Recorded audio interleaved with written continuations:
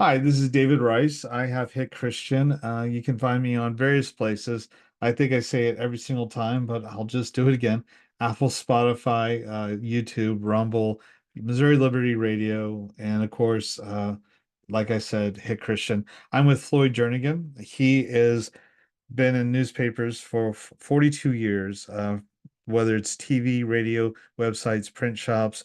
He has been in some type of journalism, I guess. We're turning on the video. Okay.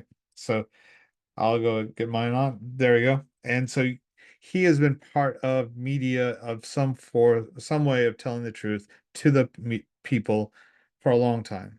And with four decades of experience, he's been helping me out by publishing some of his stories and content with Hit Christian. I really appreciate that, Floyd, you coming alongside and helping with that endeavor because it's hard getting people willing to write and share their stories and understanding that there's a platform that we can silo what we're doing, or we can try spreading it out as far as possible. And we're not big enough to silo what we're doing and hope everybody will show up. And I think the goal is to share it as far as possible. And so kind of a gospel like effect on news. Well, I agree. Yeah, it's a pleasure to contribute. We enjoy what we do, and we have a passion for information and for people to engage with people.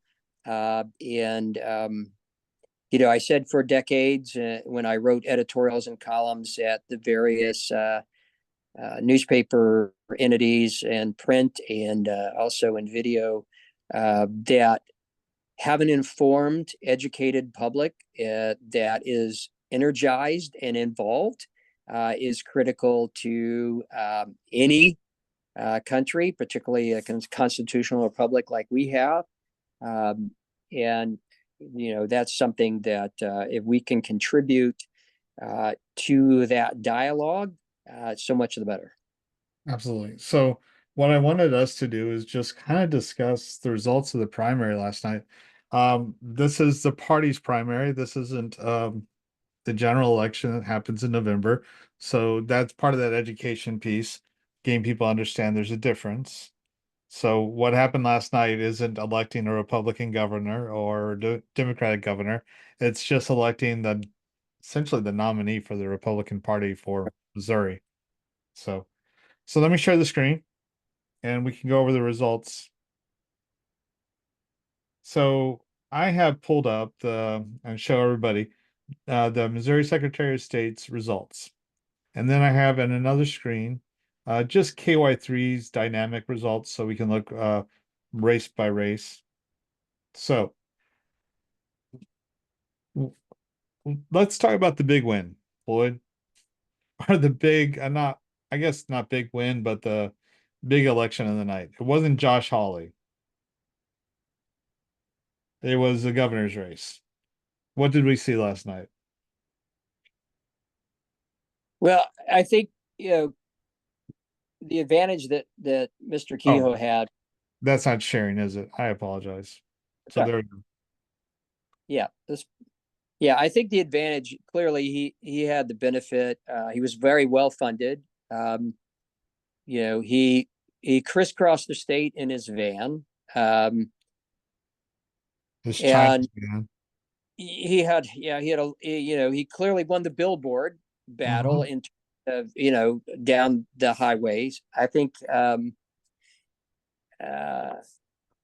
he I'm on. didn't he, as aggressive in his. I mean, he made appearances different places, but he wasn't as aggressive in that as Bill Eigel was. But as you said, he was well funded. Money is always critical in an election, with few exceptions. I've seen that play out, Mhm. and sometimes it's doesn't always win the election, but it's certainly today. I think it's a huge factor. So he had very much a strong beginning and footprint that I think really helped him. Yeah, I think it did help that he had Parsons come out and back him. I'm not surprised that Parsons came out and backed him. But he also, Trump did something which is strange. I have my theory about why Trump did it, but Trump came out and he he backed everybody in the race. He backed every horse in the Yeah, race. that's right. And so everybody was able to go on TV or go onto a billboard or go onto Facebook ads and say that I am the nominee, not Trump's nominee. And Right. and doing that, it sort of weakened Trump's influence in the election. And Y- so Kehoe was able to go and without misrepresenting the truth, say that he was Trump's nominee for the Republican Party. Yeah, I thought it was very strange. Of course, far be it from me to give national campaign advice. Um, but yeah, you're right. I think at the very least it dilutes uh, the influence of that, because you'd say multiple people got that backing. So in effect, it's not as effective.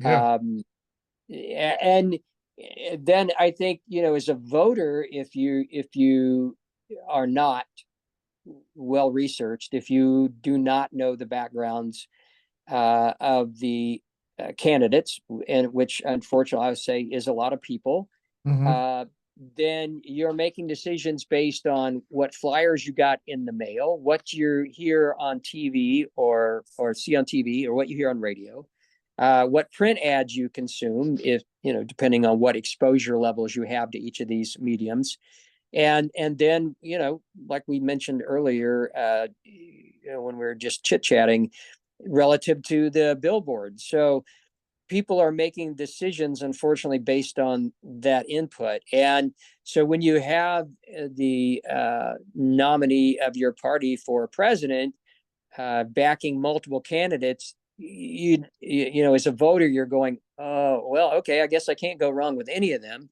And so, yeah, I think in some ways it makes it less, um, I'm trying to say this the right way, less impactful, or less motivation is the better way to put it, for people to actually do the research. Because at that point, you feel like, if you're a Trump supporter, then okay, well, any of these people would be fine.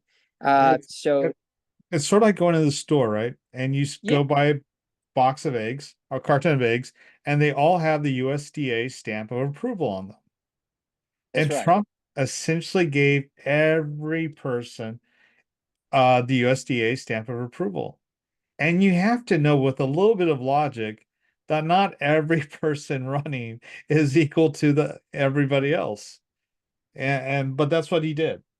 And my theory, and I may be wrong, but my theory is he has been so beaten up for choosing people and being wrong on a few people that the media will then say there is no way he's going to win in the general election because he was wrong on these few people, or say even a large group of people, like in 2022.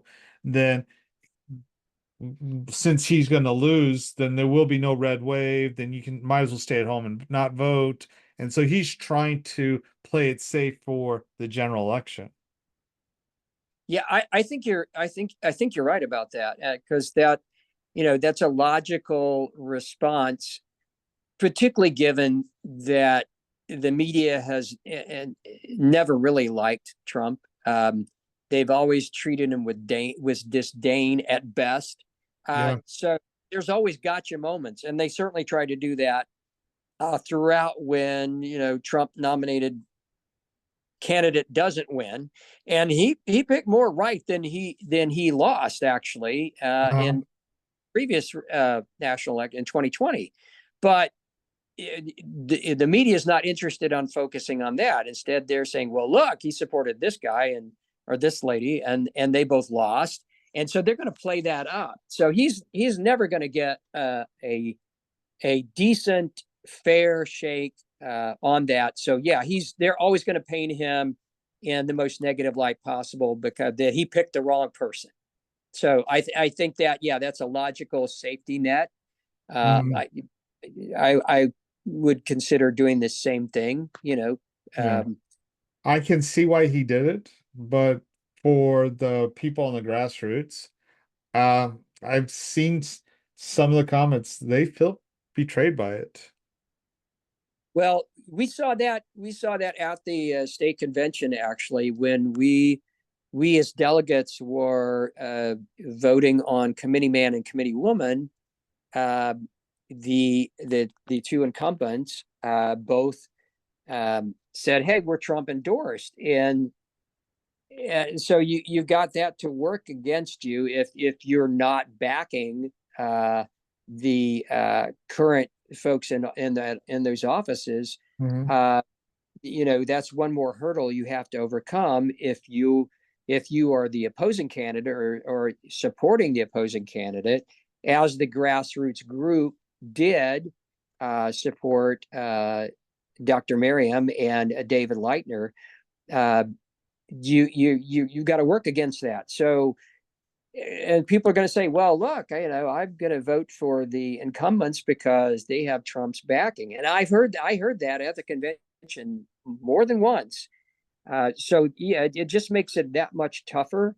But at some point you've got to think to yourself, okay, logically also, is that President Trump's got to run a national campaign. Yeah, And going back to what you said, but I would take it a step further. The people, I don't think this is Mr. Trump himself per se saying, oh, sometimes he does have a personal relationship. I'm not saying he doesn't. sure. Uh, I can't say that. I don't know.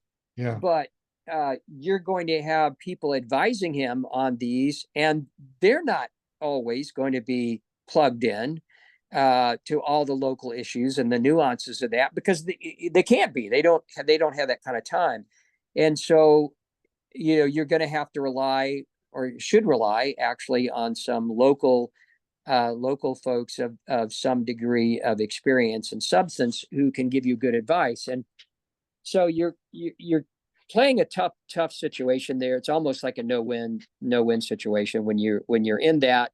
And yeah, so then at the end of the day, your point is, and my point is, that as the voter, where you're trying to decide on any of these races, what are you going to do? Because you're not armed with the information that you need, because it's just one more thing. It's like, well, eeny, meeny, miny, mo.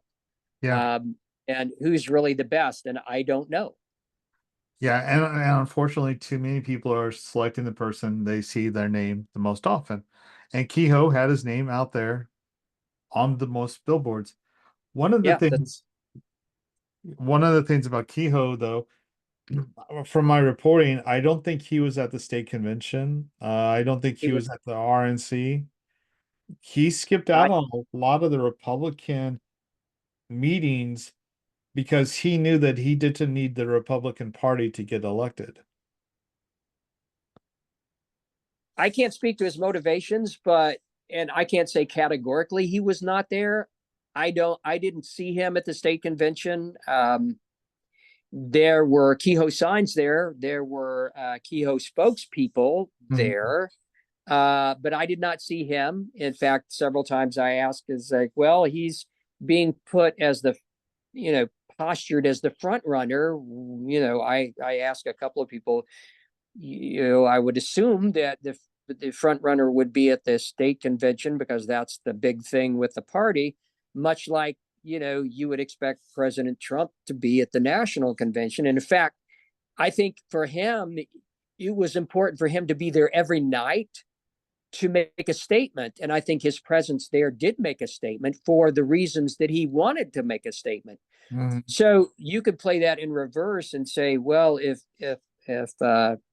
Republican nominee now Mr. Kehoe is going to be the platform and party bearer, then you would think he would be at the state convention. Now, I again don't know his schedule, can't say, Well, he for also sure, skipped two but debates.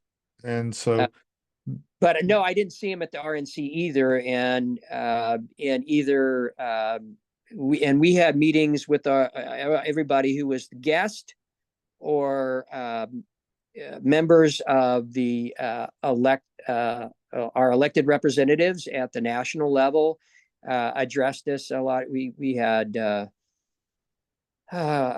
Smith and Burleson and Alford, and we had Wassinger was there, Eigel was there, Hmm. Ashcroft was there. These are all the ones that I interacted with personally on some level or were there addressing our group. And I'm probably missing somebody, but I didn't see him there. Again, that doesn't mean he wasn't there in some capacity, but I would be surprised because we we didn't miss any of our state meetings, and generally that's not those folks that I just mentioned weren't there every day, but Sure. like it was there too. Andrew Bailey was there. Hmm. Uh, they were there. Schmidt, of course, addressed the convention. Ashley came and talked to our delegates on the floor. Bailey was one of the speakers at the Moms for Liberty panel event. Um, so we had a lot of exposure to Missouri people, and also through our Missouri, our other parts of our Missouri delegation sponsored the transportation session for delegates across the country. So, and that was a key part. We in Missouri were a big factor in that. And I didn't see him at that either, or didn't hear about his participation. Again, it doesn't mean he wasn't there. It's just that the exposure that we had, I didn't notice it. So Sure. All right, well, that's the governor. I think we talked about it pretty thoroughly. There's still ways we could dissect the governor race.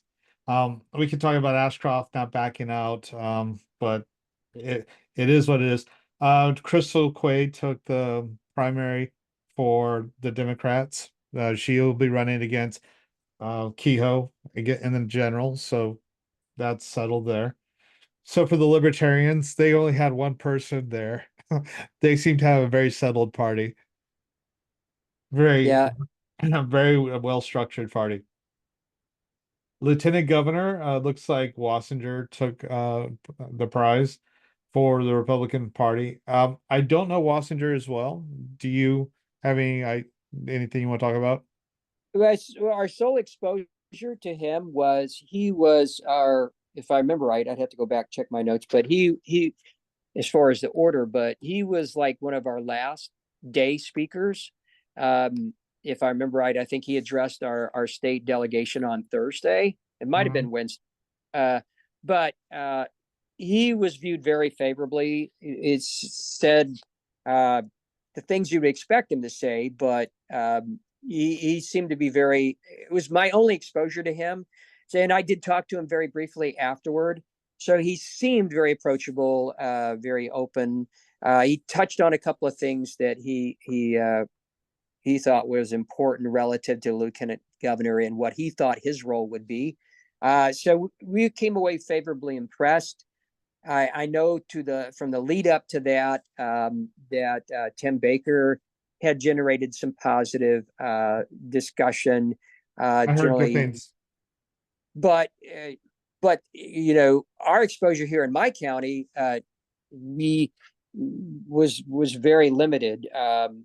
We didn't you didn't we hadn't heard from Mossinger or Baker. They didn't, to my knowledge, they didn't make campaign stops here, but generally they were kind of viewed favorable. Holly Rader, or Reader, I'm not sure how to pronounce her name. I heard her. She was one of the featured speakers at Congressional District 8, and uh, she of course said Republican things as you would expect. I know there was some grumbling about some of her previous votes. Uh, but so my exposure to her was really just on that one time. Lincoln Huff, I've not heard from. Paul Berry the third was I can speak to Lincoln Huff. He's a Springfield guy, yeah, Springfield rep, and he's very progressive. I think he owns a Stockman cattle yard or something like along those lines. He he has ties to the ag culture community, very much like Kehoe in that regard. He looks to have been groomed along the lines of Kehoe, but us missing him as lieutenant governor is a narrow miss of taking on someone who would have been just as bad as Kehoe was in that position. That's the Economic Development Office, and Mhm. a lot of the people who come into the state and want to do business with the state come through the lieutenant governor's office, and we do would not want Lincoln Huff in that job. So, so Well, I that's was a kind of that he actually, with Kehoe winning, I was kind of surprised that he Lincoln Huff did not win for yeah. the things that you said, because he had, like Kehoe, he had a lot of name recognition out there. So, I was surprised that actually Wassinger actually ended up winning that race. The only other person I had any exposure to was Paul Berry III, and he also spoke at the state convention. But and he came across, generally most of these folks that I've heard speak do say the right things, but again, you have to dig a little deeper if they've got a legislative track record or a voting track record, Mm. and or the thing that I always told people, and we did when I was a publisher, is not only research their, then they, if they've been in the legislature, they have a voting record, but also research where they get their money. All these people, you can do that, and you can Huff, find out Huff with. and Kehoe got it from the American Dream Pack, which I believe would be Rex Sinkfield. And he's a chess king champion out of St. Louis, but he earned a lot of his money during the 80s off of hedge funds is not the right word, but you, it was one of those ways to make money in the stock market where you didn't do anything, you just sat back and it just rolled in. So um, it was a very lucrative way to make money. I forget what it's called off the top of my head. So he a very, very wealthy man. So. But yeah, follow the money. Lincoln Huff and uh, Kehoe. If and I did a little bit of research on both of them, and I'm running off memory. And on, like I said before the interview started, I woke up at 3:40. Or I'm also running on memory that's a little tired, but I'm pretty sure it's Rex and the American Dream Pack. So, Well, the good thing about that research is really not that difficult to do. The only thing that becomes challenging for people, um, and a little bit time consuming, is not just where you got the money, but with so much money controlled by PACs and donated by PACs, then, and some of them have very innocuous names on purpose. You have to research that PAC then, and most of the time you can find that they'll have their website, and they'll many times they'll tell you what they're supporting. So it takes a little bit of work, but I think it makes you a better informed voter when you do your research on each of these people. And unfortunately, as we found out here in our county, when we started writing about what happened at the state convention, what happened in the congressional district, and what happened at the national convention, we had a lot of people ask us, is like, well, why, who do you think we should vote for? And I really hesitate to tell people, well, you should vote for X, Y, and Z. Yeah, I have strong opinions on who I'm voting for, but I always tell them, even when I campaign for somebody, and I don't do that very often unless they are really ideologically aligned with my views. mhm. Um, I'll tell people, it's like, I'm not going to tell you who to vote for.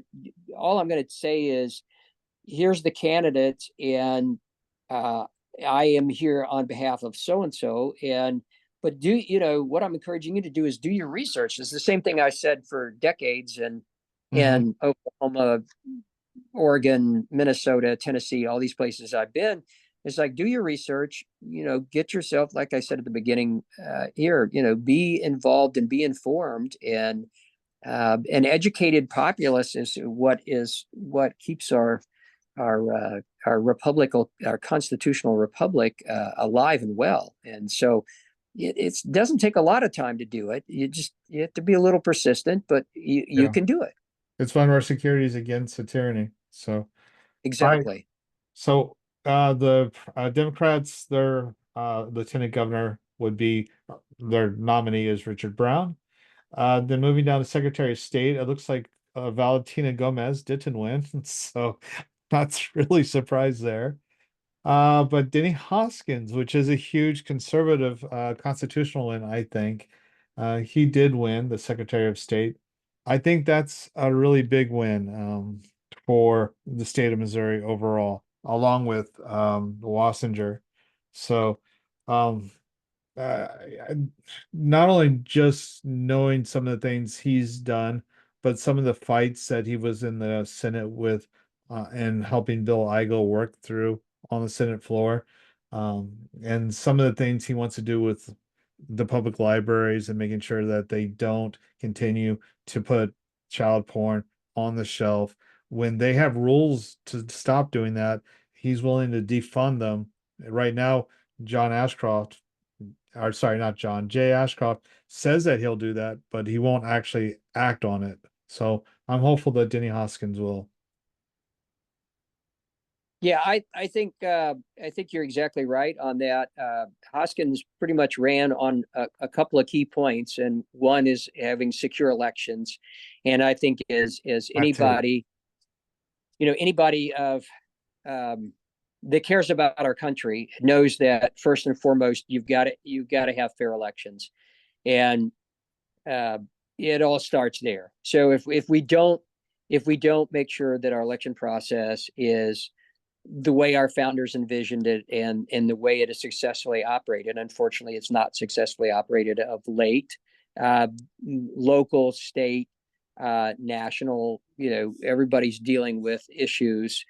And certainly that's a separate topic. But I believe that Denny, we actually heard him. He came to our Secretary of State forum here in Phelps County, and he made a very good case of why he should be the nominee relative to election integrity. And yes, he also touched on what you're talking about too, relative to those other issues that the Secretary of State it plays a role in relative to libraries and access to or not access to, and what's age appropriate and those kind of things.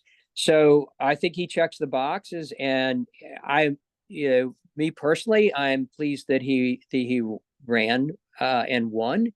Yeah. We certainly saw. We didn't see a lot from some of the other folks, but Dean Plocker made 3 or 4 visits to Phelps County.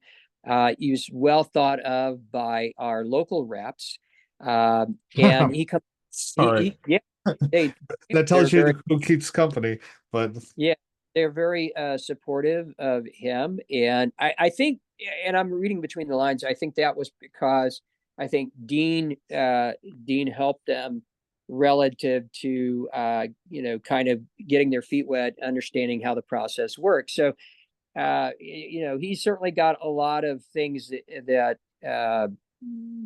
again we don't have time to get into, yeah. but I think those were positives that they saw. And so I was really, quite frankly, a little surprised that he didn't track higher in the vote totals, because he is very polished. He does come across really well. He speaks well. He does a good job working the crowd. So to me, that was kind of a surprise. I But do think he has those fraud problems, or not fraud, but corruption problems with uh charging a couple different trips. And I think people are, especially in the grassroots, are really aware of that with Dean.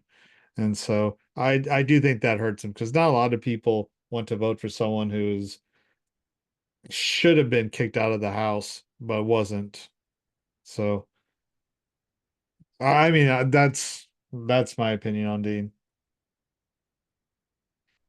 yeah, But I think we circle back around to Danny, and I think this things that he did a good job of speaking to. And I think your point too about his time in the Senate and being a very much on what I personally believe are the two most critical issues that face our state today, and that will unfortunately face our state next year, and who knows how long.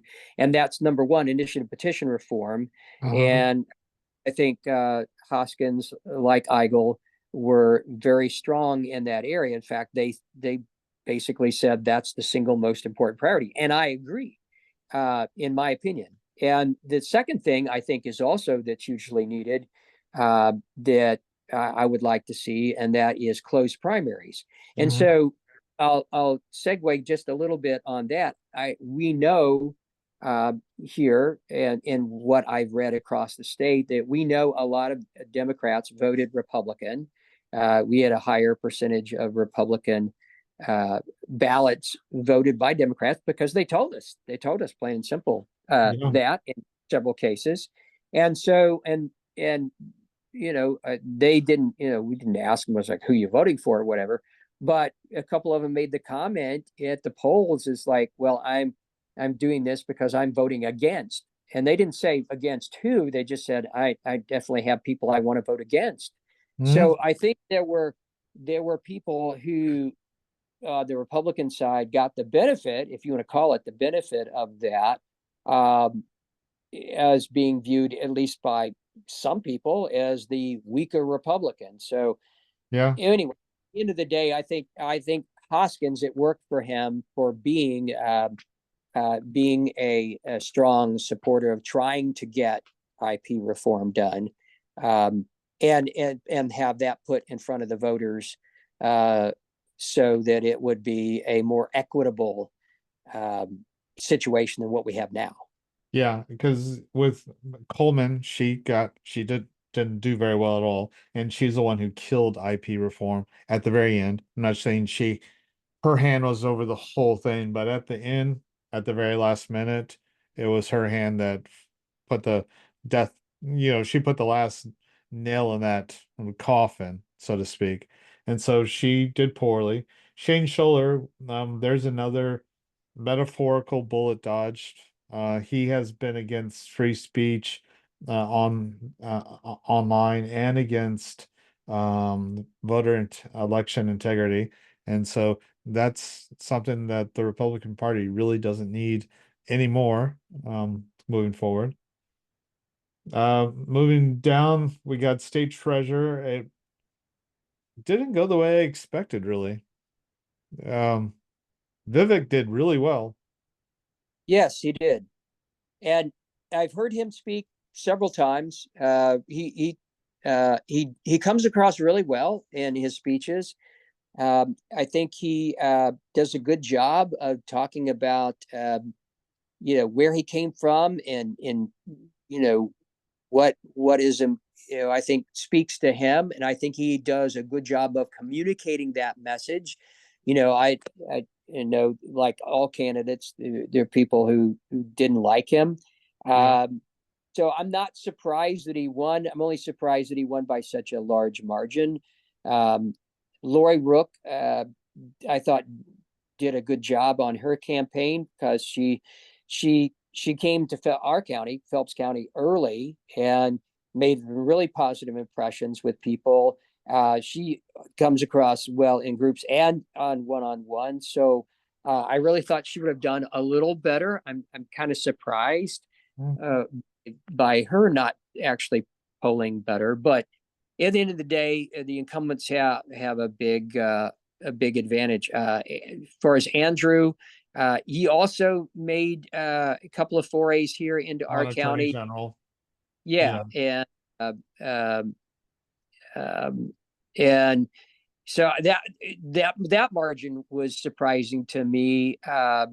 I Uh, think Will Scharf being an outsider, not being from the state, yeah, and Andrew Bailey being local, I think that mattered. it did. I will 100% agree with you because I heard a lot of voters tell me that exact wording. There's almost word for word, that Andrew was a Missourian and Will was not. And at the end of the day, they felt more comfortable doing that. Um, He's a and buffoon. I mean, he's you a know, complete buffoon. But Bailey, not Sharf. Uh, Bailey, every major piece of legislation, but lawsuit that he's had, uh, he has bungled it somehow. If he's been the lead person behind it, he's just done a terrible job. He just gets it out there in such a hurry. He doesn't care if it's well written or not. He just wants to be first and in the news, and so that's oh, he's just terrible. So, that's my opinion on him. I'll just be honest. He's bungled a lot. well, I think he, I think to the everyday voter, and you touched on that. He has tackled a number of high profile cases, Hmm. and the thing about those is you hear the big splash when somebody does that, and you don't always hear the resolution. So I think he got points from people uh, for tackling things that for Republicans mattered, but I don't. I'd say most of them probably do not follow how that ends up. And so I think, yeah, I think it was those two factors. One, he was considered a state guy, and it was worked against Will that he wasn't. And Yeah. then I think the other thing is, yeah, I mean, regardless of the resolution, I think most people didn't hear the resolution, but they gave him points for, well, I would say at least he tried. I don't think they looked at it that way, but he was doing the things that you, at least on the face of it, that you wanted your attorney general for a supposedly Republican state. We can debate that, but I think he got points from people on that, and they didn't do their research. I think a lot of people, and I'm not denigrating any of the candidates for that. That's on us as the voters. I think we still just are not as informed as we need to be. No. Whether that's the outcome of the high profile court cases, I mean, or down to voting records or where people get their money. And sometimes it's as simple as just not knowing that, oh, well, this person was had the opportunity to take a stand and they didn't. And people are like surprised that, well, that can't happen here or that didn't, it's, and particularly in our media landscape today, I guess that's a way to put a bow on it, is that we have, I don't call it mainstream. It's insulting to call it mainstream because there's nothing mainstream about it. Yeah. There's other people who call it lamestream media. I just call it for what it is. That's propaganda outlets. Hmm. And so they've done such a good job. And when I say they, I'm not just talking about TV networks. This is also our search engines and whatnot. Anybody can do this. If you do a search on any search engine, and there are more than one, you're going to get 90% that are geared toward a certain viewpoint. And so when you've got all of that working against you and telling you over and over again, this is disinformation, this is misinformation, you have fact checkers. Yeah, I use that term loosely. Um, all these people spinning everything constantly, it's a wonder that voters know as much as they do, Yeah. because it's all designed so that you're not going to know anything and that you're going to be numbed and lulled into sleep. It is really hard to find the truth. I know I gotta let you go so you can go to your meeting. So I really appreciate it, but I want to give you the last word before I do that. Thank you for coming on and talking about the primaries with me. Well, what's the last thing you want to share? Well, I'll say this. This is an important time in our country. I think all of us understand this. And it's an important time in our state too. And so we have a country that we've got to preserve and a state to save, is how I put it. And so, I heard speaker after speaker at the RNC talk about, well, this is the most important election in our lifetime. And several of them alluded that, we say that every time. But, and there's all truth to that. There's validity to that. Yeah. And I suppose if we go back, back during World War II, or we go back in the Great Depression, anytime that we've had trials and tribulations in our country, we can say that that is the election that's the most important in our lifetime. That is true. But we are on a trajectory that if we don't get it right, I don't know that we're going to come back from. So it's critical that each of us plays our part. We can't simply say, oh, well, there's nothing we can do. I'd rather bury my head in the sand, look the other way. We're going to be forced to confront the reality of where we're at today if we do not get things back to where they need to be and the vision of what our founding fathers set forth for our country, because we're at the precipice and we have to recognize that. And as Tucker Carlson said it very well during his speech at the RNC and also at the Heritage Policy Fest, this is not any longer a battle between Republican and Democrat, left and right. It's much bigger, and Yeah. it is much bigger. It's a battle of good and evil, and we have to recognize it for that. And so we have to stand up and be accounted for, and this is the time to do it. All right. Well, thank you, Floyd. I appreciate so much for you coming on. We should do this again. Yeah, thank you very much. I appreciate the opportunity. All right. Take care.